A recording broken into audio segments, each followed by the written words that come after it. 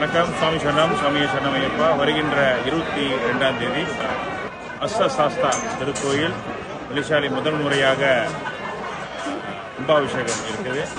So மலேசியாவில் வாழக்கூடிய எல்லா சாய்மாருங்க எல்லாரும் திரளாக வந்து இந்த மகா கும்பாபிஷேகம் அஷ்டசாஸ்தா கும்பாபிஷேகத்துக்கு வருமாறு கேட்டுக்கொள்கின்றேன். கலியுக காலகட்டத்திலே ஒரு எமக்கு நல்ல அருளை தரக்கூடியவர் இந்த ஐயப்ப சுவாமி. எனவே அஷ்டசாஸ்தார் என்றால் ஐயப்ப சுவாமி. ஐயப்ப சுவாமியினுடைய 8 அவதாரங்கள் அங்கே வைக்கப்பட்டு அங்கே ஸ்தாபிக்கப்பட்டு கும்பாபிஷேகம் பிரம்மாண்டமான முறையிலே இடம்பெற இருக்கின்றது.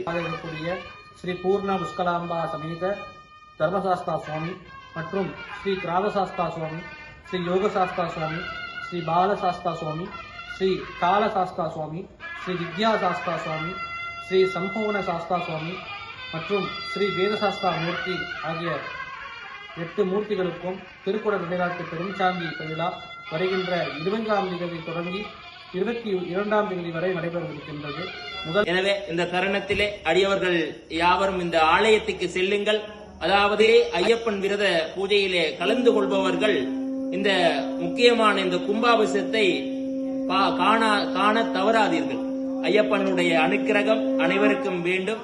எனவே இந்த அனைவரும் இந்த 2வது மாதம் 22ஆம் தேதி ஞாயிற்றுக்கிழமை காலை 9 மணியளவிலே இந்த கும்பாபிஷேகம் பிரம்மாண்டமாக இடம்பெற இருக்கின்றது என்பதை அடியார்களுக்கு அறியத் தருகின்றோம். முதல் அங்கமாக 20ஆம் தேதி 2வது மாதம் 2026 பூர்வாங்க விக்னேஸ்வர பூஜையோட புண்ணியகவாதனம், தேவதா அனுஜை மற்றும் ஸ்ரீ கணபதி ஹோமம், மண்டுக வாசுசாந்தி பிரவேச பலி ஆகிய விசேஷங்கள் நடைபெற இருக்கின்றன. அதைத் தொடர்ந்து வருகின்ற 21ஆம் தேதி காலை மணி 8 மணி அளவில் பூர்வாங்க விக்னேஸ்வர பூஜையோடு தீப பூஜை, லலிதா சகசரநாம பாராயணம் மற்றும் தீபஸ்தாபனம், ஸ்தூரி ஸ்தாபனம், மகா தீபாரதம் நடைபெறவிருக்கின்றது. அதைத் தொடர்ந்து மதியம் 4 மணி அளவிலே பூர்வாங்க விக்னேஸ்வர பூஜையோடு ஸ்ரீ அஷ்டசாஸ்தா மூர்த்திகளுக்கு கும்பாலங்காரங்கள் செவிக்கப்பட்டு முதல் கால யாக வேள்விகள் நடைபெறும். அதைத் தொடர்ந்து ஸ்ரீ ஐயப்ப சுவாமியுடைய மூல மந்திர ஜபம் நடைபெறவிருக்கின்றது. வேதபாராயணம் மற்றும் திருமுறை பாராயணத்தோடு மங்கள பிரசாதம் வழங்கப்படவிருக்கின்றது.